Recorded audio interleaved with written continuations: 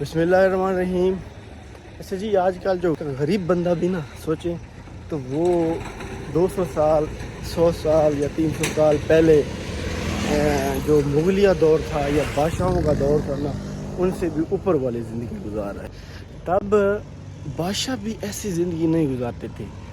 حضرت عمر کا دور دیکھ لیں تو اس ٹائم کا چاہے امیر بندہ ہو چاہے وہ غریب بندہ ہو، وہ پھر اتنی ناشکری کیوں کرتا ہے؟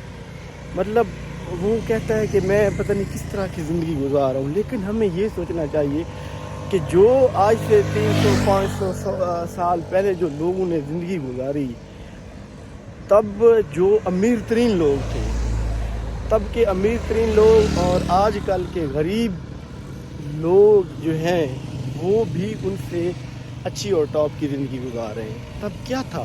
نہ یہ موبائل فون تھے، نہ یہ بڑی بڑی گاڑیاں تھیں، ٹھیک ہے، لوگ پیدل سواری کرتے تھے، نہ اس طرح کا کوئی۔ تب تو بادشاہ لوگ بھی گھوڑوں پہ اس طرح کی چیزوں پہ سواری تھی، کوئی V8 نہیں۔ جو بڑے بڑے ملکوں کے سربراہ ہوتے تھے ان کے پاس بھی ایسی سہولیات نہیں ہوتی، نہ یہ لائٹس تھی، نہ اس طرح کی کوئی انٹرنیٹ تھا، نہ سوشل میڈیا تھا، نہ اس طرح کے فون موبائل فون تھے، تو کچھ بھی نہیں تھا۔ تو آج تو ایک غریب بندہ بھی ہے نا، اس کے پاس بھی کم از کم بائک ہے، اس کے پاس بھی موبائل فون ہے، اس کے پاس بھی انٹرنیٹ ہے۔ تو پھر ہم کیوں سوچتے ہیں کہ اللہ تعالیٰ نے ہمیں وہ نعمتیں نہیں دی یا ویسی سہولیات نہیں دی؟